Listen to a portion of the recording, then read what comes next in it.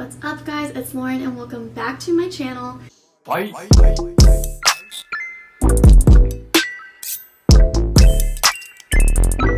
So for this week's video, I thought I would teach you guys how to make candles. I have a candle company called Xoxo Low Candles, and I have super cute labels like Fuck That Fuckboy, Pumpkin Souffle Everyday Baby Girl Light Me Up, and Boss Bitches Cry Too, which I created a sweatshirt using my candle label, and then the back is a collage like you will see in the back of the labels behind the text. I love making collages, so I decided to make a sweatshirt out of this.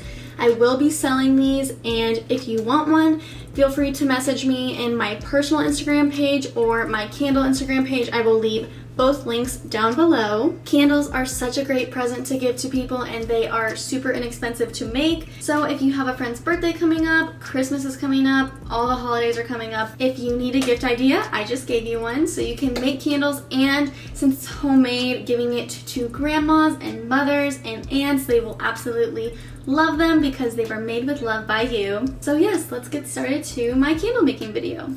So for my candles, I use a soy wax blend. So it's some soy, I believe a smaller percentage of paraffin. Otherwise, if you want to do 100% soy candles, you can do that as well. I also use the blocks of wax. You can use the flakes and you can measure it out with a cup, but it just makes more sense in my mind for the blocks, so that's totally up to you as well. If you have any questions, feel free to leave comments below. I am fairly new to candle making, so I'm still learning along the way as well, so I will do my best to answer your questions. So in order to make your candles, you're going to need supplies. So you're going to need a cup to hold the fragrance oil, you're going to need fragrance oil, you're going to need a scale to measure everything, you're going to need a hot glue gun to glue the wicks, you will need wicks, and you will need jars. I use these 10-ounce jars from General Candle & Co. in NoHo. And then you're going to need these wick holders. These basically just hold the wick in place while the wax is drying. So you just put the wick through the hole, and then you're going to need a thermometer to measure the temperature. I use the double broiler method, so I fill a pot with water and then add the melting pot, and then I use the blocks of wax. You can either use the flakes or the blocks. I just have always used these. It's what's easiest for me. And then I also have another smaller pot that I use so I can do more candles at once. If you want to do a specific color wax, you are going to need either dye chips or dye flakes of the color that you'd like. Now I am going to turn my stove on to a medium heat, nothing too hot, nothing too little, and then I'm going to add my blocks of wax to the melting pots.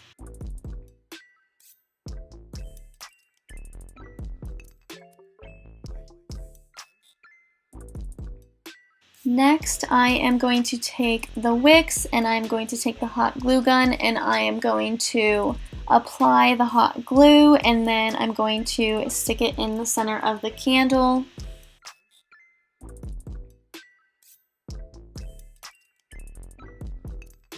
It's important that you put it directly in the center, otherwise your wax will not burn as evenly. And as you can see, it is right in the center. And now I'm going to quickly do all the other ones.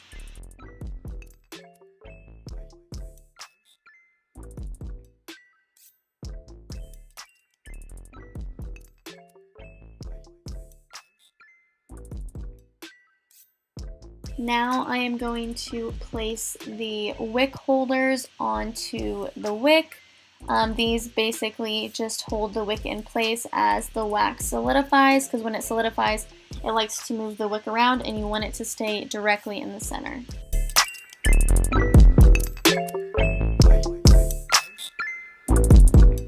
As you can see, the wax is starting to melt, and there will start to be a pool of liquid at the bottom, and eventually the whole thing will turn into liquid. So as far as temperatures and adding everything in, I have done quite a bit of experimenting with fragrance oil and when to add that in to get the best hot throw.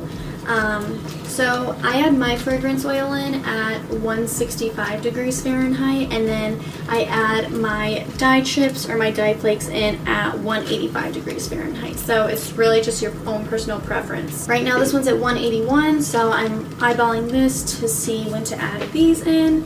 And this one has more blocks, so it's going to take longer to melt. So this one's probably going to be done first.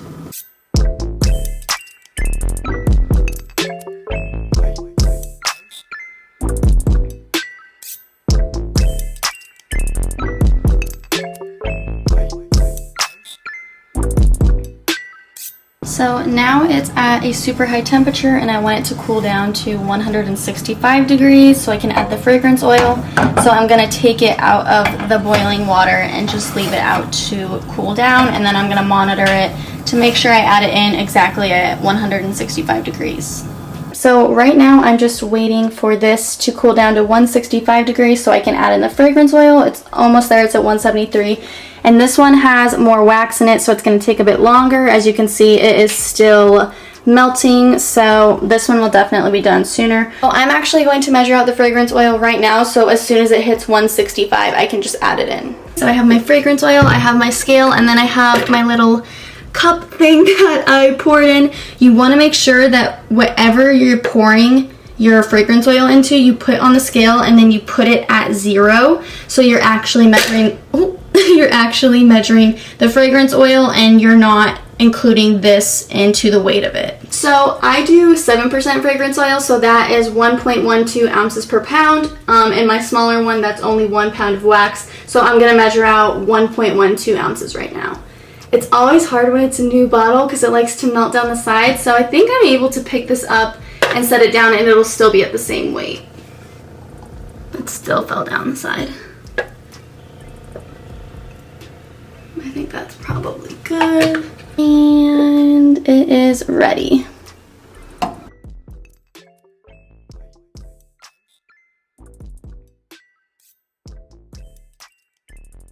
So you want to make sure that you stir it enough that the scent and the wax combine together, but you also don't want to stir it too much that you create air bubbles. So I added the fragrance oil and now I'm just pouring the wax into the jars.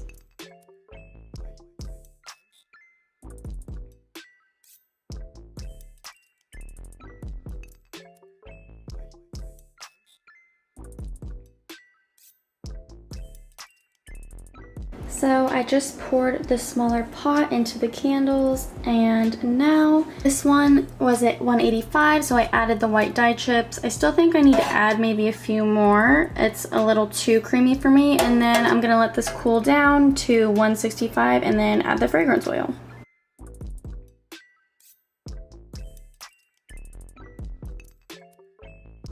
So now that I have poured everything, I'm going to wait 24 hours. Then see how they're doing. Most likely use the heat gun to smooth out the tops. And yeah, I will see you guys soon. Alright you guys, so it has been 24 hours and all the candles have solidified. I do notice a few sinkholes, which is completely normal. You can't really avoid them. I mean, it all just depends on what temperature you pour and the temperature in your house. There's so many factors that go into it. So here is what the candles look like after sitting for 24 hours. As you can see, there's some sinkholes in here, but some of them are fine. Like that one is good, that one's good. So I'm gonna go through with a heat gun and I'm going to remelt the top to fill in the sinkholes.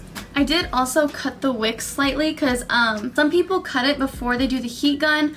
I have noticed that it can tend to burn if it's too short and the wax gets on it, so I just cut it slightly so it's easier to go around, but I'm going to do another wick cut after the first heat gun. So I got this heat gun off of Amazon. I highly recommend investing in one of these. I was using a blow dryer at first and it took me like 5 to 6 minutes per candle, and when you're making a batch of 40 candles, that takes a lot of time, obviously. So I got this guy. I believe it was only around like $15 to $20. It's not bad at all, and it saves you so much time. So definitely recommend getting a heat gun. If I can find this one on Amazon, I will link it below.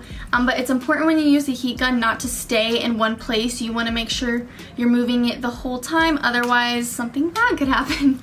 So I'll show you one with a really big sinkhole. Sometimes you do have to go over it more than once, but you don't want to do it too much that you burn the whole top layer of scent off.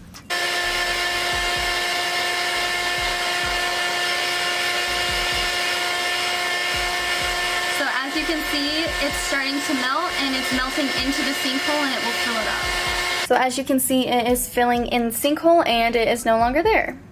Alright guys, so now that top is smooth, I'm going to cut the wick. You were supposed to cut the wick to 1/8 inches to 1/4 inches. I keep mine really tiny, otherwise the flame gets really big and it produces a bunch of smoke, which is not good. So I cut it to about that size, and then you just add the label. My specific batch of candles I just made was for my Boss Bitches Cry 2 candles. This is the label. I order my labels, but you can print your own labels. You can just watch a YouTube video on it, and if you have a printer, you'll be able to do that yourself. I cut myself, so I have a band-aid on, and it's making it really hard to do everything. So basically, you just have this. This one's clean, so I don't need to wipe it off. And then you just take the sticker off the back. I'm trying not to get my band-aid on it because that would not be good. And then I just pull out from the sides and place it right in the center. And then smooth it all out so there's no air bubbles. I love this label, you guys. And then there you go, you have a candle. And this is my Boss Bitches Cry candle. If you want to buy it, I'll put the link to my Etsy shop down below. If you're just doing this for fun and you're not trying to start a candle business, you don't need to buy a heat gun. If you want to smooth the tops out, you can just use a blow dryer or hair dryer and just go around. It will just take you longer, but it's totally up to you. Thank you so much for watching this video. Your support means the world to me, and I hope you learned how to make a candle. If you do make your own candle, make sure to send me pictures. I would love to see them. If you have any further questions, feel free to leave them in the comments below, and I will do my best to answer them. Make sure to check out my Etsy shop. I have these adorable candles, and right now I have a fall candle out. Actually, it's right here. It is a black jar, which I have never done before, and then I have a pumpkin label, and I have like the best scent ever for fall. I don't know how I found this, but it literally smells so amazing. So make sure to check out my Etsy shop. It would mean the world to me if you could like, comment, and subscribe on this video, and I will see you all next week with a new video. Bye!